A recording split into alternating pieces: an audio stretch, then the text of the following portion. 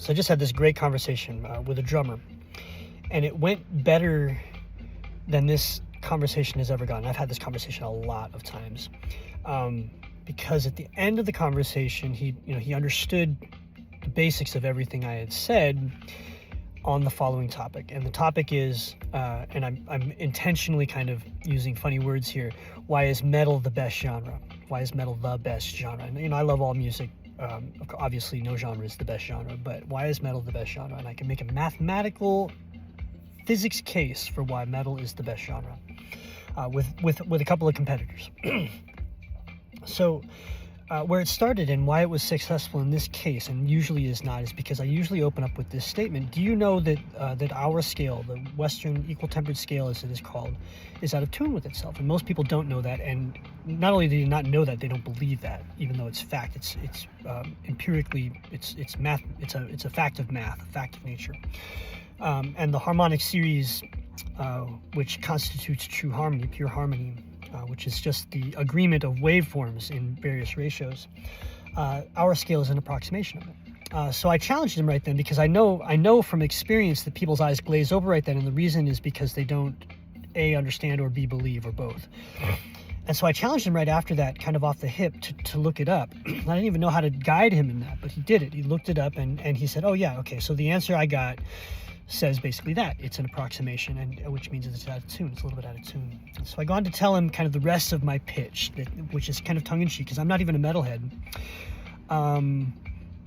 But the principle of metal and the story of how metal came to be is of great interest to me as a lifelong scholar of just intonation and harmony itself, the basics of harmony. And the reason why, quote unquote, metal is the best genre is because it's the only genre on the planet that is, generally speaking, played in tune, nearly in tune in any case. And so the argument goes like this: the equal tempered 12-tone scale is a perfect circle, bent out of pure fifths. So when you go around the circle of fifths, if you go around the circle of fifths in nature, a fifth is being a 3-to-2 ratio. It's not actually a circle, it's a spiral. And so if you try to make it a circle, you get this wolf fifth. It sounds terrible. At the 12th step, you have to step farther than a fifth to get back to where you came from. But we as humans learned that if you shorten every single one of the 12 steps an equal amount, you can make a perfect circle out of it. It resembles the Chinese zodiac, or the 6 primary colors, or secondary and tertiary colors, or the clock. All these things. But circles don't really exist in nature. Even the one example I can think of is the rainbow, and it's an optical illusion. It doesn't even really exist in nature. Nature is all spirals. Trees are complex systems of spirals. And so when we talk about being in tune, the equal tempered scale has quote unquote perfect fifths, but they're not actually perfect. They're imperceptibly imperfect. So they're called perfect fourths and perfect fifths because they are very, very close to perfect, and they sound perfect to our ears. A major third is not perfect, and it's called a major third because it's not a perfect third. It is 13 cents out of tune. If you listen for it, you can hear it. I've been intending for years to do a very simple demonstration on how that is true on a regular standard guitar. But and these are facts. These are empirical facts. None of this is conjecture or theory, anything like that. This is just math, and not even that hard a math. Equal tempered is actually hard math. Just intonation is not. Perfect fifths and pure fifths are different things. A perfect fifth, as we call it in Western music, makes a perfect circle, and 12 of them make a perfect circle, and they make our scale: C, C sharp, D, D sharp, and so on and so forth. And the perfect fifth is nearly in tune, the perfect fourth is nearly in tune, the perfect octave is in tune, only an interval that is perfectly in tune, and then the major third is out enough that if you're listening for it, you can hear it, and everything else is varying approximations. Some of them are quite out of tune. The dominant 7 is like 29 cents out of tune. And then other harmonies, once you start getting up a little higher in the harmonic series, are completely unrepresented. The 11, for example, is almost exactly a quarter tone between the tritone, aka the blue note, and there's a lot to be said about the blue note, whether or not we were requesting for the 11. It's about a quarter tone, a little bit just shy of a quarter tone between the perfect fourth and the sharp four, the tritone, aka the devil's interval. So that's the 11. And my objection to equal temper, I love equal tempered music, and I'm critical of it only because we have so much of it. We don't have the reason why I'm so gung ho about taking it to the rest of the harmonic series is because these harmonies are unrepresented. We don't hear them. And I believe we need to hear them. We need to express them. We need to sing them in order to evolve. There's a lot to that conversation, but the point is that the major third is out of tune.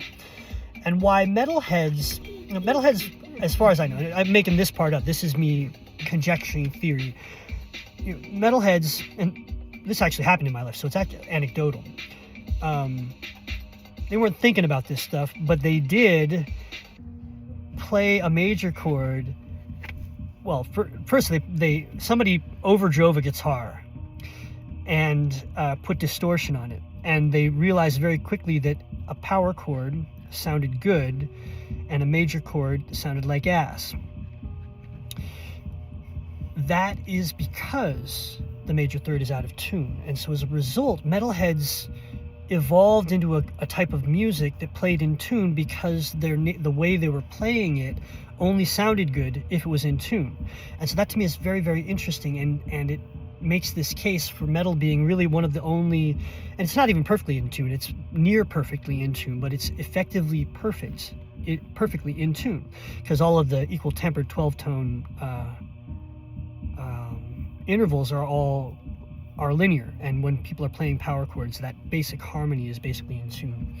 Anyway, so making the case for, mathematically speaking, metal is the most in tune